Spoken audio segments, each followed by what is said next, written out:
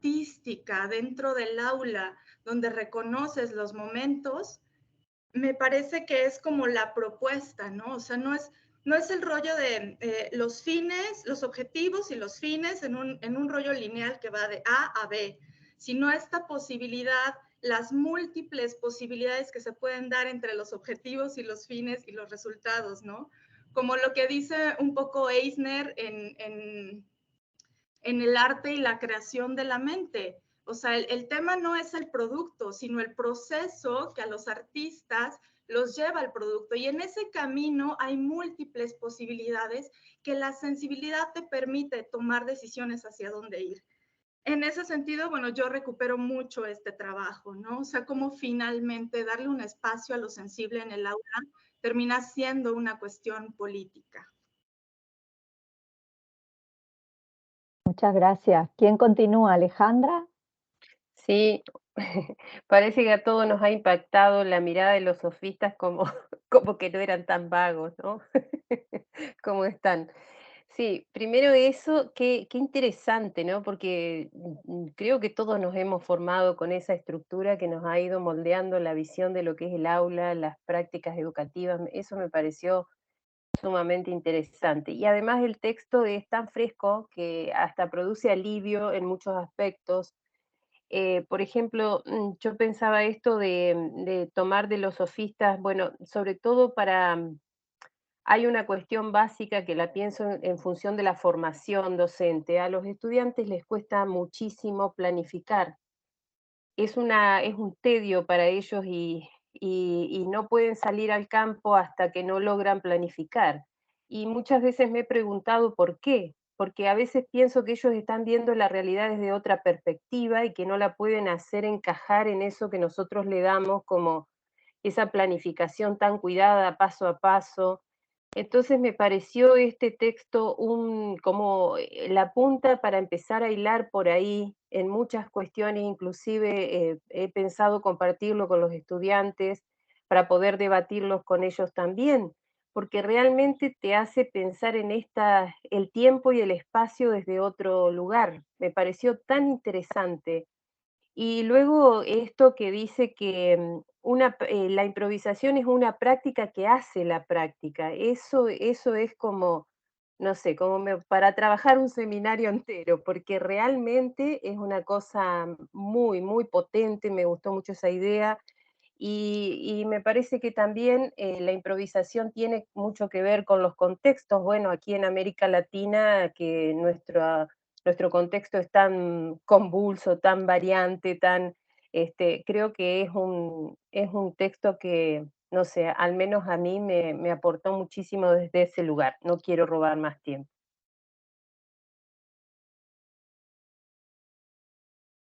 Bueno, ¿quién continúa? Muchas gracias.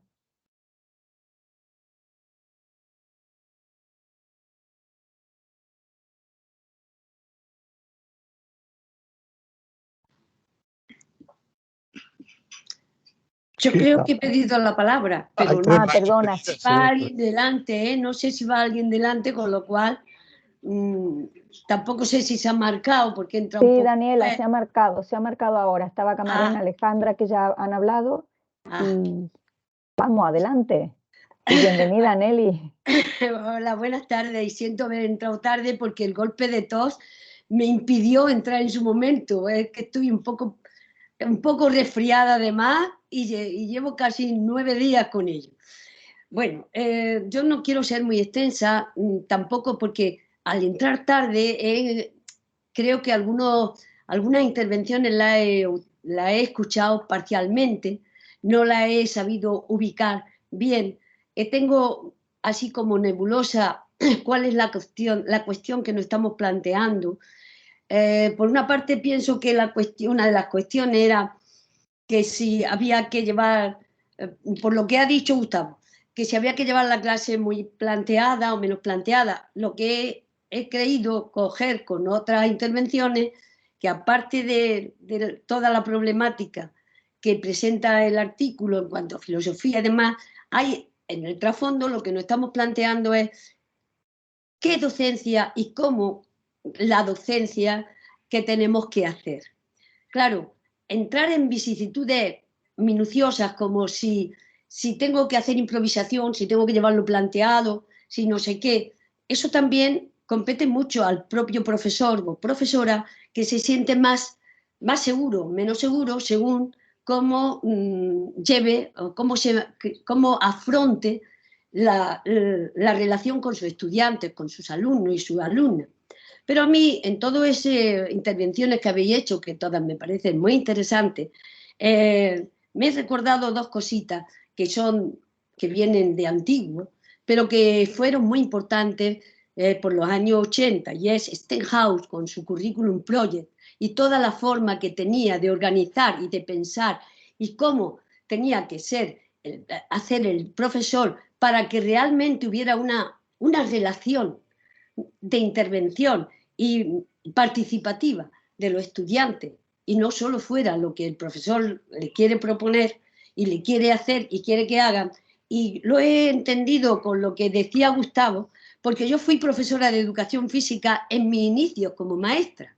Y entonces, claro, parece ser que yo hacía educación física porque fui la primera profesora de educación física en España de la escuela pública, en las escuelas públicas que se hicieron, que fueron como 50.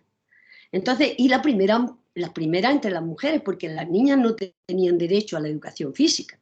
Y al no tener derecho a la educación física, pues los niños hacían educación física, pero las niñas no. Y tenían muchas actividades de deporte y de todo, mientras que las niñas estábamos exentas, no nos dejaban.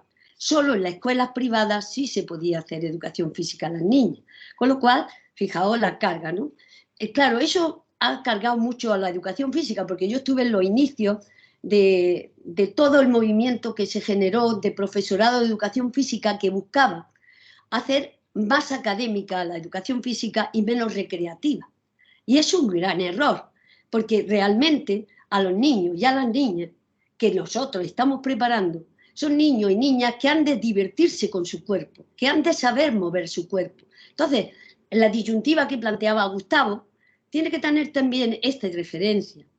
De la misma manera, el hacer clases teóricas, teorizar sobre la educación física en unos alumnos de primaria o de secundaria obligatoria, me parece también un poco que en los niños y las niñas tienen que conocer todo lo que pueden hacer con su cuerpo para que decidan si quieren hacer un deporte determinado, si quieren hacer otro, si quieren hacer otro. Y conocer esa amplia diversidad es para mí una de las cosas más importantes. Y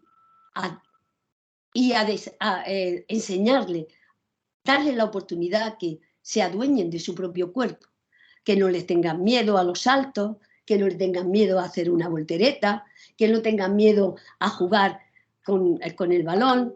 Es decir, todas esas cositas son de mi experiencia, no vienen en ningún manual, pero sí que era lo que yo vivía y lo que tuve que hacer como pionera en aquella actividad física que luego se ha ido convirtiendo en una actividad académica física. Y eso no tiene mucho sentido desde mi punto de vista, y perdonar. Entonces, vuelvo a lo que me lleva a esta argumentación, y es Stenhouse, por una parte, y el Curriculum Project, que es un libro que debía de ser algo básico en la formación de futuro profesorado, porque ahí nos habla de cómo las cosas, los contenidos, el profesor tiene que saber mucho contenido, pero el niño, la niña, el alumnado no tiene que saber tanto. No tiene que saber tanto porque si le ponemos, lo asediamos con contenido, pues es lo que nos está pasando en la escuela, que los chicos y las chicas se aburren y que no quieren y que odian ciertos contenidos con respecto a otros. Eso yo estoy hablando de generalidades, ¿eh? Y luego, por otra parte, hay otro autor fantástico que a mí me dio mucho juego y me ayudó muchísimo en mi forma de hacer la docencia, que es Sean. Sean ve al docente como un artista. Y un artista, como un artista de jazz, fijaos, que el artista de jazz improvisa. Y entonces por eso lo he recogido, porque la improvisación no es mala. Ahora, un ignorante que hace improvisación no sirve. Pero una persona fundamentada, que improvisa, es porque sabe hacer frente a la situación que en ese momento le está marcando el aula. Y por eso es muy interesante saber que hay que ser un virtuoso, pero solo hay que poner en práctica aquello que la acción, que el acto necesite, pero no todo lo demás. No, para hacer una buena comida hay que utilizar todo lo que tenemos en la despensa. Bueno, pero a mí me gusta más la frase de Sean, ¿no? Que considera al docente como un artista que en todo momento está creando y recreando su acción educativa, porque los niños y las niñas que tenemos delante, los alumnos de universidad, cualquier tipo de estudiante que tenemos delante, no es el mismo de un año para otro, ni de un día para otro, ni de un mes para otro.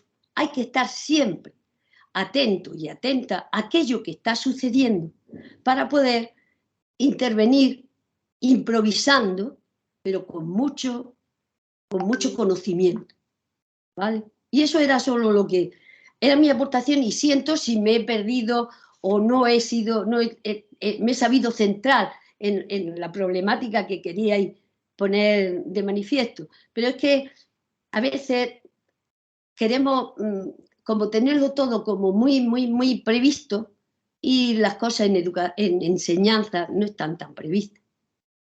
Muchas gracias. Y me alegro de veros a todos y a todas. Y tenía muchas ganas de tener relación con gente que está hoy en día en la pura caverna. Así que... ya. Está María José, muchas gracias, Nelly. María José, ¿alguien más ha levantado la mano?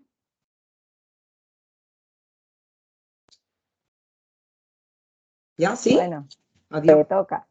Bueno, Nelly, me la has quitado. Bueno, yo iba a hablar un poco de esto. Y bueno, pues decir esto, que yo pienso que la improvisación es una gran habilidad. Es una gran habilidad, y es una habilidad que se consigue a través de experiencias artísticas también. O sea, la creatividad tiene un desarrollo que luego se transfiere a todos los ámbitos, ¿no? Entonces, yo pienso que eso de tener un cajón es servible, como decía Nelly, tener en la cocina las especias te viene muy bien, ¿no? Pero la habilidad realmente es el poder desarrollar en los maestros y las maestras, el poder desarrollar la capacidad de afrontar esa improvisación. Entonces yo, que estoy en la escuela, yo lo veo a diario, que el problema es sí, pero ¿qué hago? ¿Pero qué hacemos con esto? Entonces no hay el desarrollo. No es que no quieran, es que no hay el desarrollo. Y ese desarrollo no se nos ha fomentado a nosotros, y a nosotros desde jovencitos ni en la escuela, ¿no? Entonces yo trabajo muchísimo a través del arte. He sido también educación física, Gustavo también de educación física, que estamos todos. Y he trabajado mucho con el cuerpo, hasta que hubo un momento que, no quiero que esto resulte invalidativo, no es esa la idea, pero sí me di cuenta que bueno, la presencia es presencia corporal, pero hay otra presencia, que es la que realmente importa cuando tú estás delante de un aula, ¿no?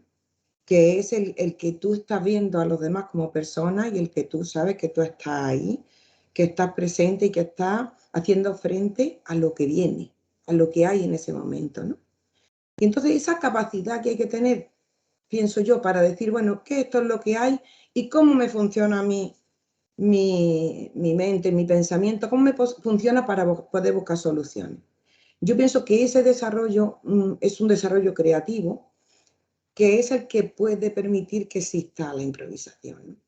Y la improvisación en ese sentido positivo creo que es muy, muy beneficiosa y muy rica, porque no quiere decir que tengas todas las herramientas, es que tú te has convertido en una persona, la verdad que cuando van pasando los años vas teniendo más herramientas, vas desarrollando más esas habilidades, ¿no? Y te das cuenta que tienes una tranquilidad que no necesita esa programación. No quiere decir que no programes, pero sabes que vas a una clase y tú estás abierto absolutamente a lo que pueda haber, pero también tienes la certeza y la tranquilidad de que sabes responder. Y entonces yo pienso que eso es lo que se debería desarrollar en los maestros y las maestras, porque es en estos jóvenes que hay, ¿no? Cuando los vemos de llegar a la escuela, tienen un cuadriculado de todo también de una manera que llegan con todo el bagaje suyo, que quieren ponerlo y a practicarlo todo y lo pasan mal porque intentan imponer una serie de ideas que ellos traen y no pueden mirar, estar abiertos a mirar qué es lo que se necesita en la clase, ¿no? Porque no tienen, no es porque no quieran, es porque no tienen esa habilidad. Entonces esa habilidad de desarrollarla es muy difícil en las tareas normales, pero sí se desarrollan a través de todos los procesos artísticos. Ya sea la música, como decía Blas, se improvisa bailando, se improvisa pintando, se improvisa... Cuando te dan a ti un lienzo en blanco y dices, y tienen miedo, pero cuando te han puesto a pintar 50 veces, improvisa. Y entonces al final vas descubriendo herramientas en cualquiera de las artes, ¿no? Incluso en la literatura, en la escritura, en cualquier cosa. Y eso se expande y tiene una transferencia en todo el conocimiento. Y ya está, ya no me enrollo. Muchas gracias, María José. Virginia, yo creo que bajó la mano, pero sí la había levantado, ¿no? ¿No? Bueno, está Ignacio, ¿alguien más? Digo para que nos vayamos como autorregulando entre todos y todas. Bueno, el que sigue o la que sigue. Y bueno, da la palabra. Bueno, te doy la palabra. Muchas gracias. Buenas tardes. Primero me disculpo por llegar tarde. Estaba, no sé si Analia lo ha explicado, estaba en una reunión de la que no me podía ir. Pero bueno. No sé lo que habéis hablado antes, por lo tanto, solamente en relación a las últimas cuestiones o cómo yo he leído ese artículo, ¿no? Que me parece que es reivindicativo de muchas cosas y sobre todo es reivindicativo de una posición epistemológica y filosófica que creo que en educación es importante, ¿no? Porque pienso que no lo podemos ver solamente como una posibilidad, como bueno, una estrategia o algo para que fomente cierto tipo de capacidades, ¿no? En la relación con los chicos y las chicas y demás. Entonces, creo que primero hay una reivindicación de los sofistas que me parece interesante, ¿no? Porque justo frente a la hegemonía platónica y aristotélica, como dice en el texto, los sofistas representan un poco la posición insurgente dentro de la filosofía, ¿no? Esta capacidad de pensar desde otro lado, pensar desde otra posición no regulada por la norma, no regulada por la ortodoxia, ¿no? Yo creo que los sofistas representaron en la posición esta y por eso han sido tan vilipendiados en la historia de la filosofía, ¿no? Les han excluido. Yo comentaba con Ana el otro día, cuando yo estudiaba filosofía en el college, los sofistas los nombraban como una especie de malvados, ¿no? De los cuales no daban ni siquiera nombres, simplemente se hablaba de los sofistas como aquellos contra los que Platón y Sócrates tuvieron que pelear porque eran una especie de charlatanes, ¿no? Luego la historia ha venido a demostrar que no eran charlatanes, sino que justamente eran heterodoxos. Y yo ahí le veo un valor importante. Y desde ahí creo que es como planteo mi reflexión sobre este artículo, ¿no? Porque creo que lo que nos invita justamente es a una heterodoxia en la educación. Nos invita a pensar desde otro lado lo educativo, que rompe con la hegemonía de la modernidad, con la hegemonía de la planificación que representa la modernidad, que es en definitiva un pensamiento tecnocrático, burocratizado, racionalista, técnico, ¿no? De la idea de que la realidad está organizada y controlada desde leyes, desde normas, y por lo tanto para intervenir en la realidad hay que tener todo un plan de actuación perfectamente planificado y acorde con digamos, la visión organizada que tenemos de la realidad, ¿no? Cosa que afortunadamente las teorías de conocimiento actualmente, por lo menos las que se mueven más desde la heterodoxia, que a mí me gusta, pues no están planteándose esto, sino que justamente estamos colocándonos en una posición diferente de romper con esta posición estructurada y en definitiva castrante, ¿no? Que significa esta idea de la educación tan estructurada, basada en la planificación, por lo tanto, cierta idea del didactismo, del pedagogismo, podemos calificarlo de muchos modos, ¿no? Entonces me parece que romper con esta idea, a mí me gusta la metáfora de la rancia. Creo que Morín la utiliza en varios libros. Silvia López de Maturana tiene un libro dedicado justamente a la rancia en la educación, relacionado con la ética, que me parece que es importante porque nos lleva a esta posición de la improvisación, ¿no? Es decir, no hay un camino que está ya trazado, sino hay un camino a construir. Yo creo que ahí es un poco la clave del asunto. Epistemológicamente, cuando nos situamos en torno a lo planificado, nos situamos en una epistemología positivista, en una epistemología racionalista, técnica, etc. Y luego lo que pasa es que estamos muy dados a defender una posición socioconstructivista crítica, ¿no? Y echamos mano de desde Vygotsky para adelante en toda la caterva de socioconstructivista, ¿no? Pero no les hacemos caso en lo que es cómo eso se debe de estar ejercitando en la cotidianidad de la vida en el aula, ¿no?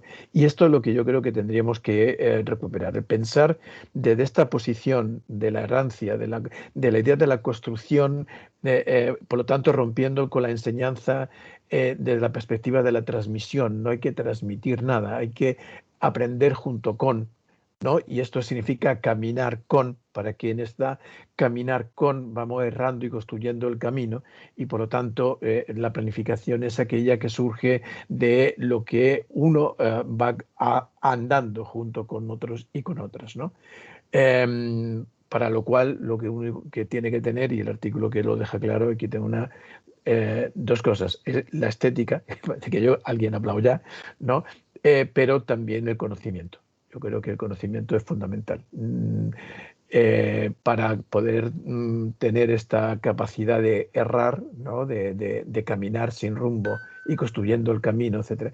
Es fundamental tener ese conocimiento, no para transmitirlo, sino para colocarlo junto a la construcción de conocimiento de otros y otras, ¿no?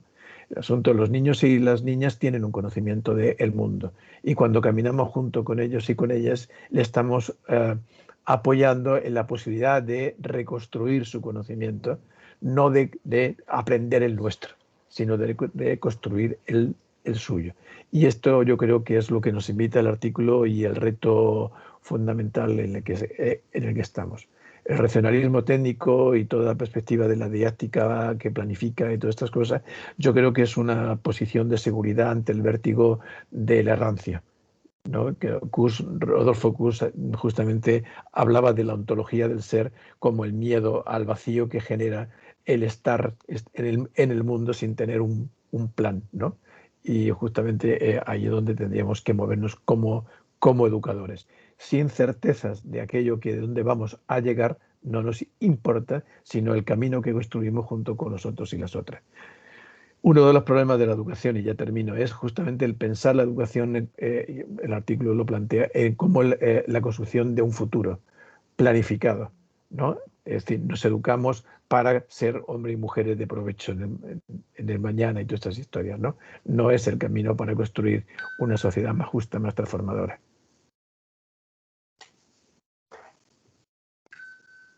Bueno, muchas gracias. ¿Por dónde vamos? Yo veo dos manos levantadas, pero no sé si no las han bajado, porque está Caro. Yo yo era una puntualización, pero vamos, que si hay tiempo. Adelante. ¿Sí? Sí, claro. Me ha hecho de pensar una cosa que no lo había pensado hasta ahora. Es que ya con tanto hilo se me ha perdido, pero era en relación al arte. Y a mí me ha recordado esto a cómo pintores incomprendidos como Salvador Dalí, Miró, Picasso, su obra, ¿no?, fue tachada, pues, ¿no?, como algo, al no ser el realismo puro al que estábamos acostumbrados, pues como algo como infantilizado, algo carente de sentido. Y ellos, esos autores, dominaban la técnica. Lo que pasa es que dieron un paso más. Ese paso más le llevó a hacer algo nuevo, y eso es lo que me ha recordado a esa mirada que tenemos a no mirar o a tachar lo que se sale de esa realidad y no valorar cuando hay esa nueva creatividad, esta transformación o estos visionarios que transformaron, ¿no?, que crearon un arte diferente, pero antes dominaban esa técnica. No fue de la nada, no es que yo ya el arte abstracto lo invento porque un círculo y un triángulo lo pongo así, así, y ya está, mira qué chulo me queda. No, no, había un trasfondo, una formación, una técnica desarrollada que le llevó hasta ahí. Y eso es lo que me ha recordado y te quería agradecértelo, Daniela.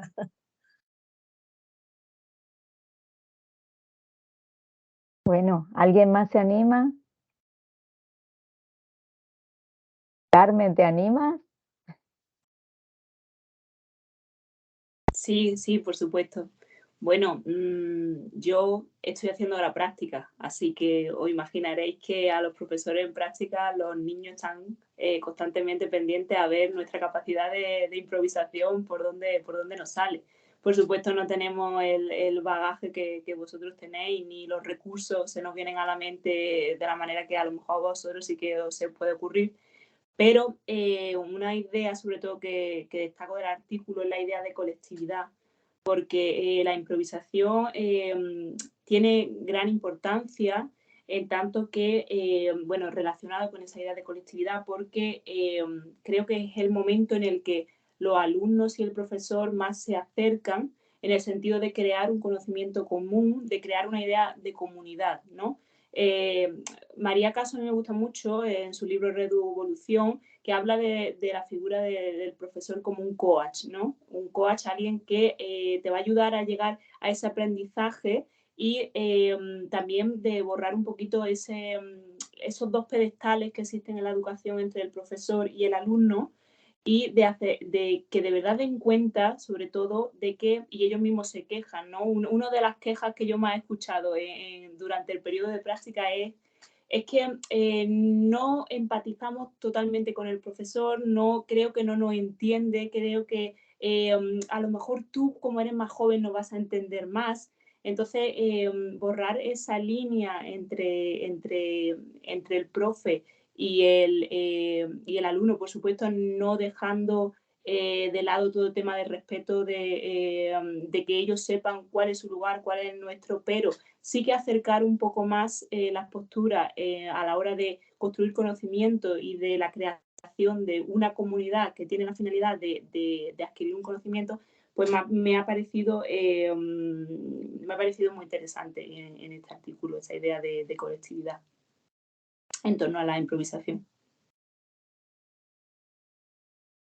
Muchas gracias, Carmen. Virginia. Sí, hola. Hoy es que estoy un poco despistada porque no sé lo que he hecho en la pantalla, que nada más que veo a 3 personas. Y bueno, me alegra conocer por lo menos cómo es Alejandra, pero es que luego te tengo a ti, Nacho, y a Analía, y a vosotros ya os veo muy a menudo. Y me da coraje porque me gustaría ver también a otra gente. Pero bueno, por eso estoy un poquito como despistada, porque escucho voces, pero no veo a la gente y es un poco intrigante, ¿no? Inquietante.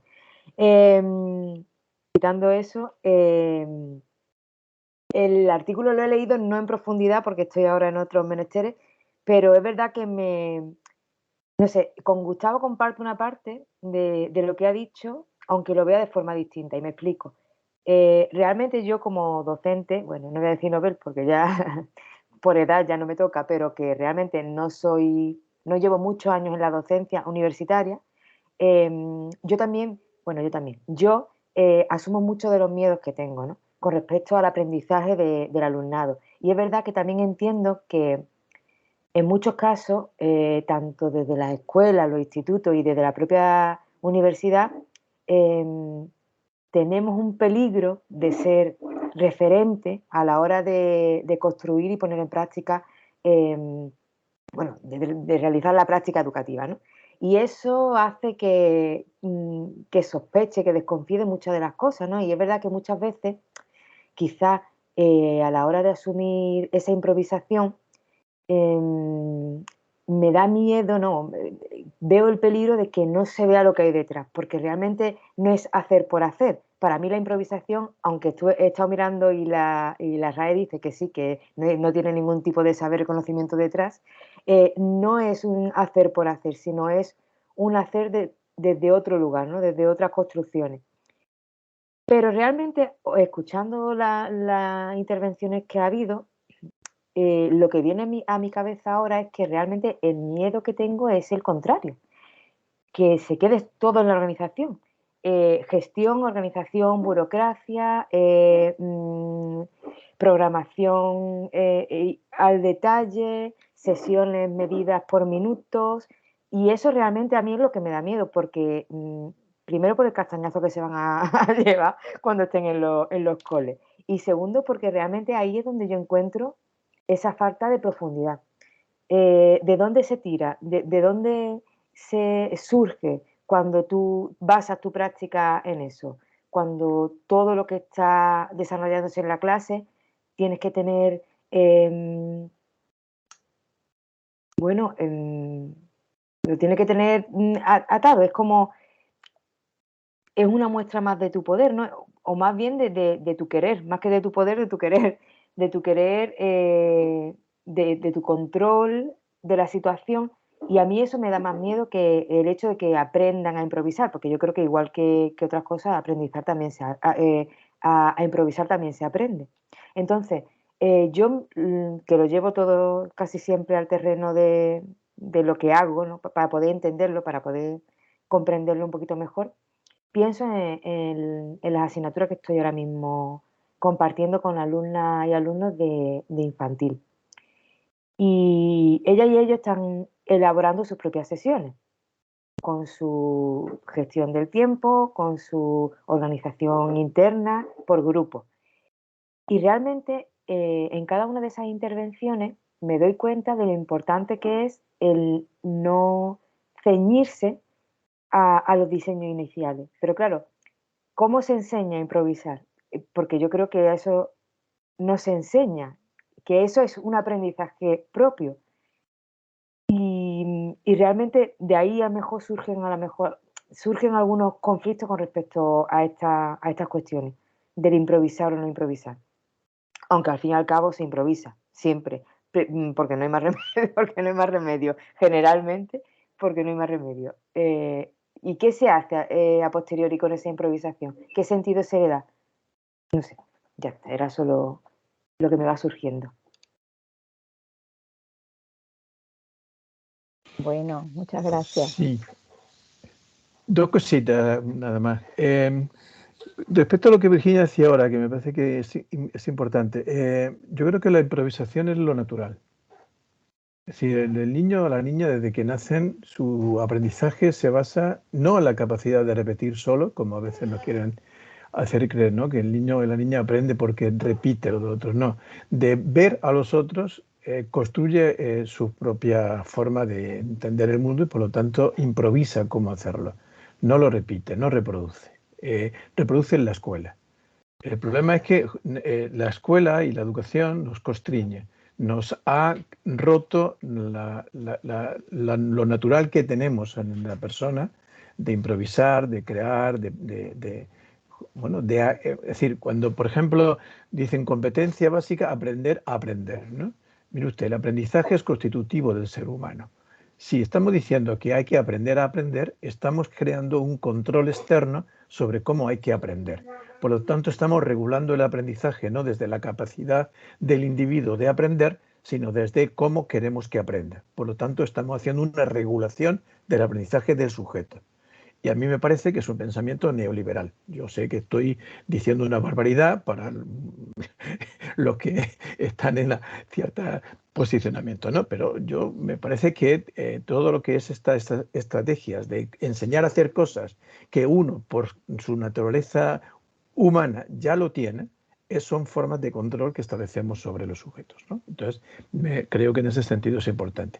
Y aquí veo la segunda cuestión que planteo, me da miedo lo que Carmen planteaba del coach, porque yo no veo al coach como una persona que esté acompañando para que permita que los sujetos se construyan. El coach es un entrenador, por lo tanto es alguien que está incidiendo de una forma intencional, orientado hacia una finalidad. Entonces, yo con todo el respeto es por María Caso. Me parece que en este caso no es, creo, lo que educativamente podría estar aportando más a esta posición, por lo menos que yo tengo, ¿no? La idea del coach es muy empresarial, es muy de toda la filosofía como decir, es neoliberal del sujeto, del yo, ¿no? De la salvación, etcétera, etcétera, ¿no? Entonces, a mí me da miedo hablar del coach en educación porque creo que rompe con justamente todo lo que de natural tiene el aprender, sino que lo sometemos a otra lógica que es la del entrenar para cierto tipo de prácticas y de pautas, ¿no? Entonces, bueno, cosita. Y no se me malinterprete, Carmen, no, es decir, creo que tenemos que reflexionar sobre algunos usos que se están incorporando al lenguaje de la educación que son peligrosos porque esconden contenidos que no están tan visibles y tan aparentes, sino que justamente están ocultando intencionalidades, a lo mejor no conscientes para la persona que lo nombra, ¿no? Pero que en cuanto tales están generando modos de entender la educación ideológicamente intencionales, ¿no?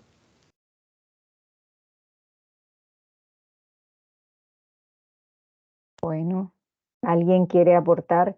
Miren, yo estoy intentando coordinar primero porque creo que siempre nos pasamos, proponemos 2 artículos, somos unos exageradas, que vamos y al fin no profundizamos, pero bueno, son las 6:15, casi 6:30, a rajatabla esto se corta porque si no, la idea de estas reuniones era poder abrir, no todo se termina de debatir, pero también como grupo de investigación empezar a generar otras instancias que no sean solo las reuniones para organizar cosas más burocráticas, sino esta parte que nutre al grupo, que nos nutre y que creemos que es el sentido de los grupos de investigación, además de la otra parte que hay que hacer.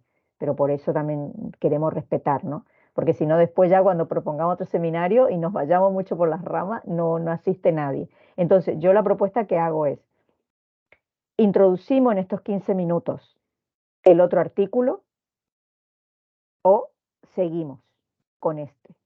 Es una propuesta que hago al grupo porque, bueno, también hemos propuesto la lectura de 2 artículos. La condición, si introducimos el segundo, es que nuestras intervenciones van a tener que ser más breves. Nada más, ¿no? Para que podamos por lo menos darle una vuelta al que lo ha podido leer. No sé cómo lo veis.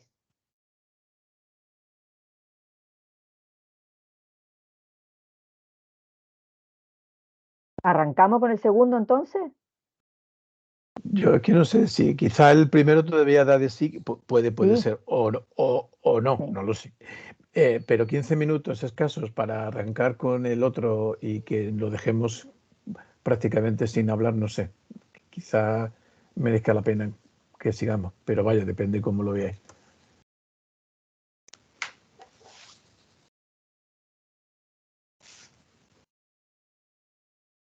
Igual, yo lo veo igual. Va a dar tiempo a que lo presentes, Analía, y nos despedimos. ¿Se podría dejar para el próximo?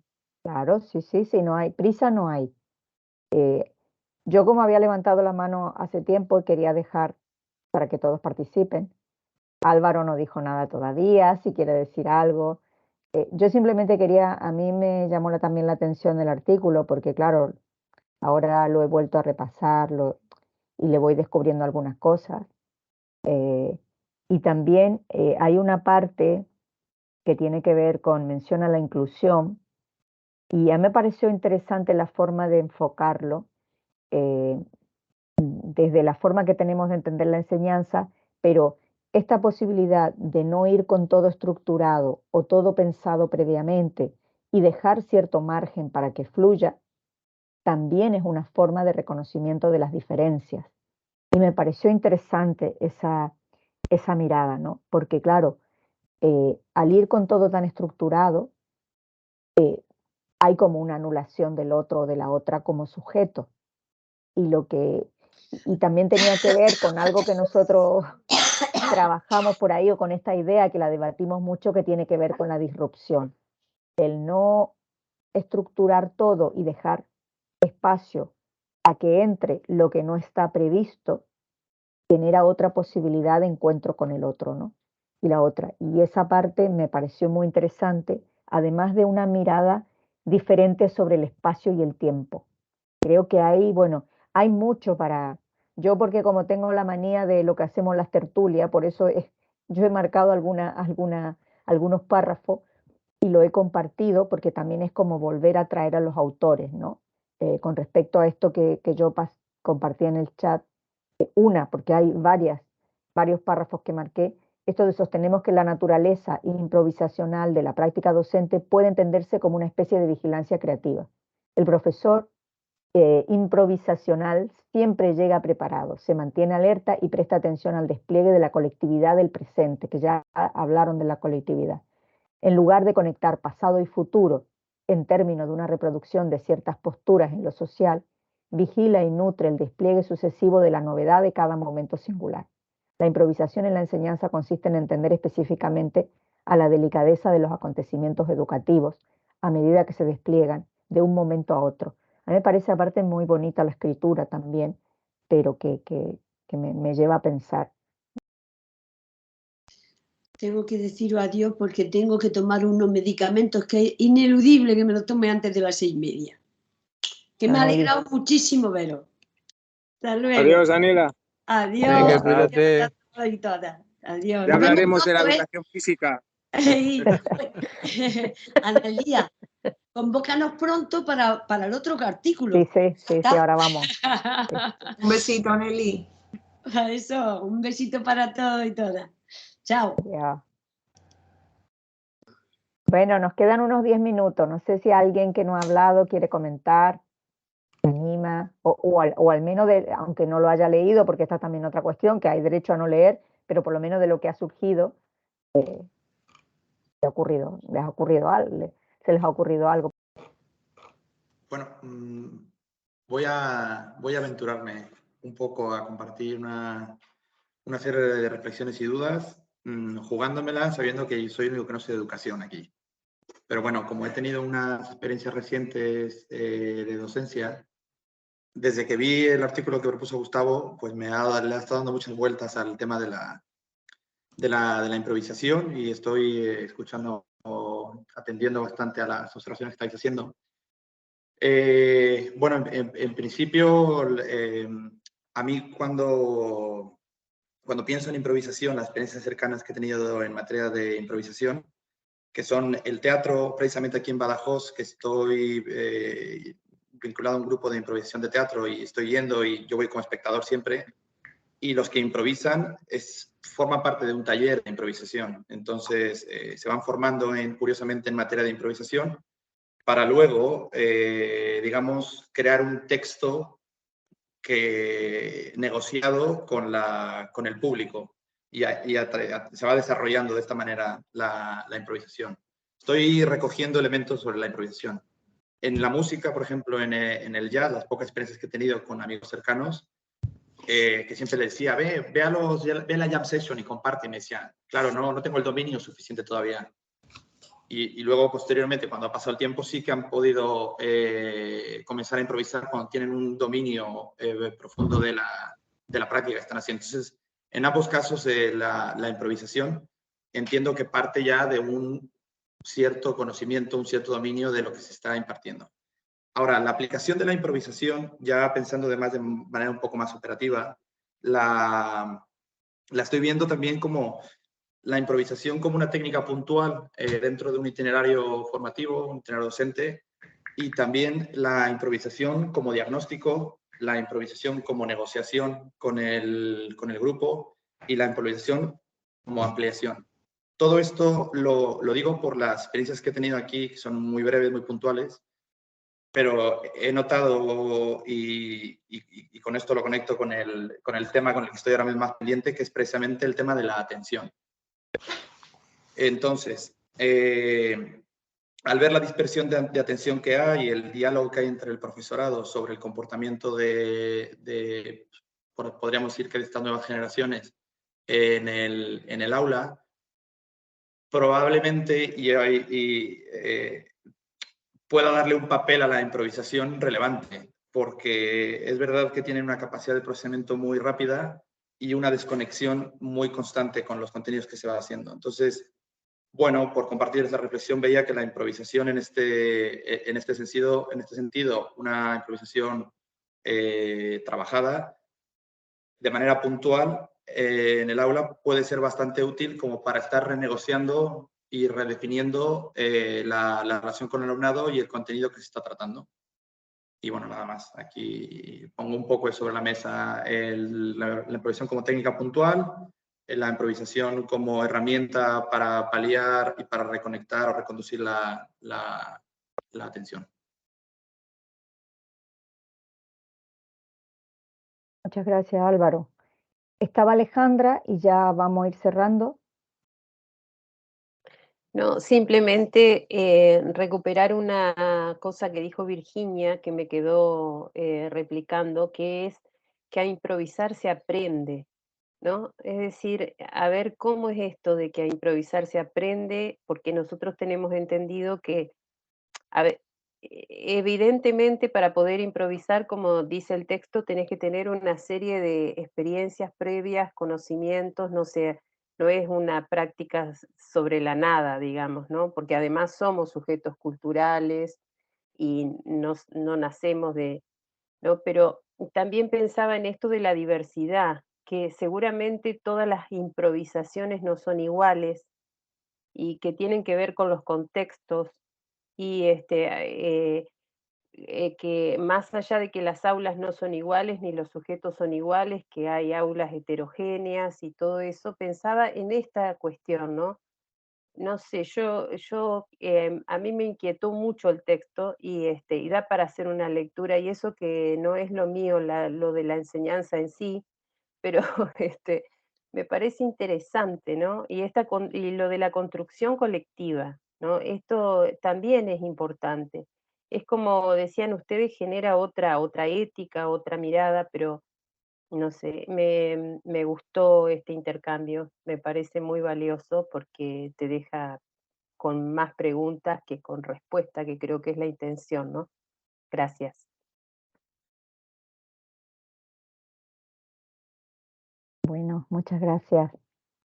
¿Alguien quiere comentar algo más? Yo lo que sí sé es que lo voy a volver a leer con todo esto, porque claro, la mirada a lo que ha planteado Álvaro, lo que ha planteado, bueno, lo que han planteado todos y todas, da como para que uno vuelva.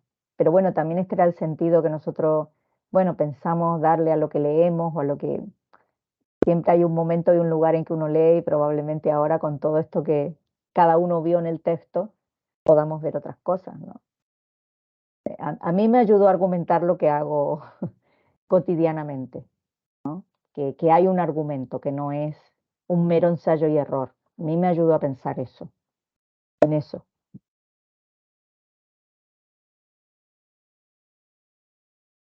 Sí, por apuntar otra cosa, ¿no? Yo creo que en lo que dice Sanalí ahora es que hay una idea de conocimiento ahí muy presente, ¿no? Cuando planteamos la idea de la enseñanza planificada en torno a contenidos, cuando planteamos los contenidos, lo que estamos dando es una perspectiva de un conocimiento a transmitir, un conocimiento dado, ¿no? Un conocimiento estructurado. Y yo creo que en esto tenemos que insistir mucho. Yo creo como enseñantes parece que casi siempre estamos más preocupados, o nos hace que estemos más preocupados por lo estratégico, es decir, por la metodología, que por el sentido, ¿no? Y el contenido, lo que es el conocimiento que se construye, yo creo que está más relacionado con el sentido y no tanto con lo estratégico, ¿no? Con lo metodológico. Y parece que en la cultura escolar y educativa en la que nos han instalado, pues todo converge, ¿no? en lo metodológico. Y cuando hablamos de innovación, hablamos de cambios en la metodología, etcétera, etcétera. Si fuésemos capaces, y yo creo que ese, bueno, por lo menos para mí es un reto siempre, ¿no?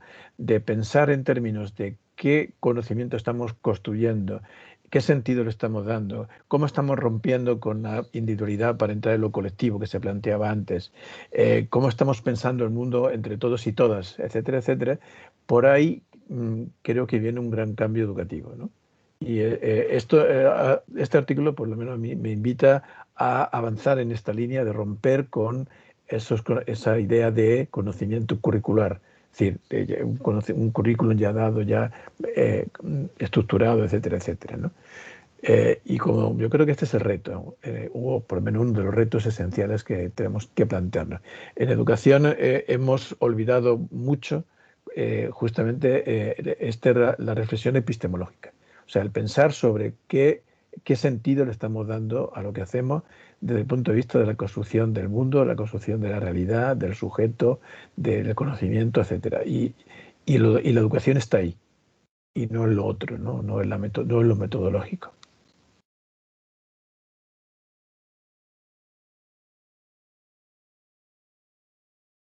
Bueno, tenemos unos minutos, si no nos vamos despidiendo. Alejandra, que te olvida Alejandra siempre. Ah, ahí está, primera, pero yo no sé si bajó o subió la mano de nuevo. Vamos. No, yo ya hablé, Nacho, gracias. Bajaron la mano, puñeta. Bueno, es que no A mí me sé, gustaría y ahí decir la Volvéis bajo. a participar y se baja. Ahí está. Me distraje, disculpen. Camarena, ¿usted quiere Si hablar? puedo, voy a compartir Sí, otra cosa. rapidísimo. Hay dos, Camarena y María José. Vamos, Sí, Camarena. pensando en este giro, en esta apertura hacia lo nuevo, pensando que el corazón de la educación puede ser el sentido, ¿no? La búsqueda del sentido. Pensaba mucho y yo traigo mucho a colación lo estético, ¿no? La estesis, la sensibilidad, el sentir, dar sentido. Y bueno, pues nada más me estaba pensando en eso. Bueno, yo a colación de esto, con toda mi humildad, me gustaría compartir con vosotros una cosa que estoy muy contenta. La verdad es que cada vez que me pongo a hablar, me pongo súper nerviosa, aunque sea delante de la pantalla, pero digo, yo no sé cómo coño voy a leer la tesis como no hable, porque con todo lo que hablo luego, pero me pongo muy nerviosa cuando tengo que decir algo. Bueno, voy a contar una cosa que me ha pasado muy, muy bonita. Y es que desde que he entrado este año, he entrado de nuevo al colegio, claro, me he encontrado, después de 11 años de ausencia, ¿no? Me he encontrado pues, que seguían existiendo prácticamente las mismas cosas en el magisterio, ¿no? Y claro, para mí ha sido un choque muy grande porque después de haber trabajado tanto en la universidad con innovación y todo, a mí se me abrió un mundo tremendo. Desde que empecé el máster y todo, yo estaba con los ojos como platos. Y vamos, eso de estar ahí como una esponja a mí me abrió el mundo, ¿no? Y bueno, pues ir a trabajar siempre, poder trabajar desde el arte, que siempre he trabajado, desde lo que es la presencia, ¿no? Todos esos temas que a mí me llamaban tanto la atención. Total, que yo llego a la escuela y digo, ¿ahora qué hago? ¿Qué hago yo con esto, no? Y claro, me toca un ciclo, estoy en tercer ciclo, hay 4 profesores, la mayoría son más jóvenes que yo, casi todos, allí los dinosaurios somos 3, pero bueno, yo empiezo desde mi punto, no quiero cambiarle la historia a nadie. Yo llevo un año en el colegio y me resultaba muy difícil, ¿no? Plantear pues esta estrategia. Pero empecé trabajando con historias de vida, que mi querida Analía me metió a mí, me iluminó cuando me contó aquello la primera vez. Bueno, pues cuando empecé hablando con historias de vida, hay una persona que le llama la atención, yo empiezo a trabajar con historias de vida, cambio todo lo que es el lenguaje, cambio las ciencias sociales y empiezo a trabajar con eso y es algo que se va pegando. Entonces mi alegría es ir comprobando que el profesorado se entusiasma con algo nuevo, ¿no? Entonces yo hoy tenía una alegría enorme porque es que veía que había no un ciclo, había 2 ciclos y me habían pedido que, bueno, que pudiera presentarlo como un trabajo porque lo quiere hacer todo el colegio, ¿no? Para el año que viene.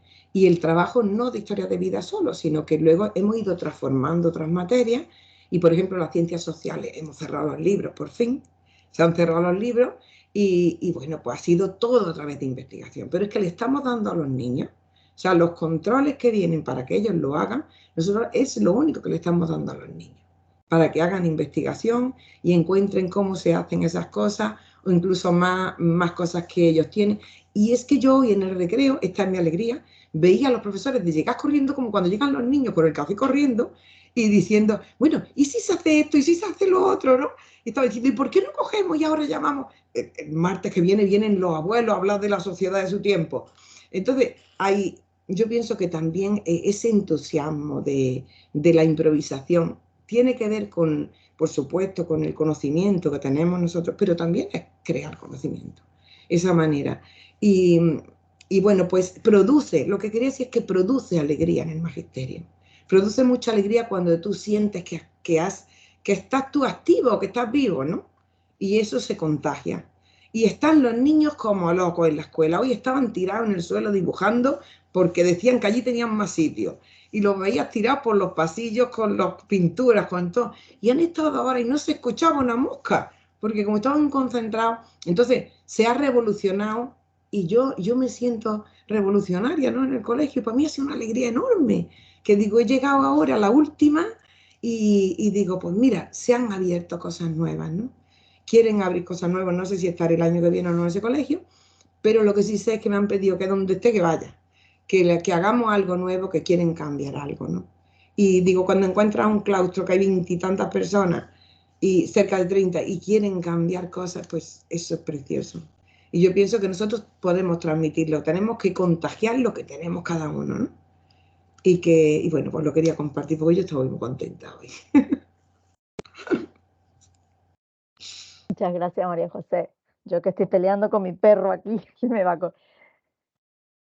Bueno, vamos cerrando, si os parece. Agradeceros a todos, sobre todo, bueno, nuestras compañeras, bueno, que están del otro lado, Alejandra, Camarena, Rodiel, que entra y sale, yo no sé si tiene algún problema, y Carmen, que no sé si de golpe te hemos avasallado, pero bueno, ahí está. Espero que haya... No, hombre, por supuesto, aprender de vosotros. Yo me quiero empezar a formar en todo esto, entonces aprender de personas que llevan ya tanto tiempo, pues es un placer escucharos, de verdad. Bueno, mira, Gustavo, lo que generaste con tu artículo, ¿eh? Sí, la verdad que al final ha dado de sí, sí. Muchas gracias. Qué bien. Nada, gracias a vosotras y a vosotros. Y están pendientes más cervezas todavía, Nacho, hay más cosas que celebrar. Así que el día que nos veamos y juntemos todo, madre mía. El día que nos juntemos nos vamos a dar abasto con el barril. Improvisar va a ser llegar a casa, a ver cómo lo hacemos después. Muchas felicidades, muchas felicidades.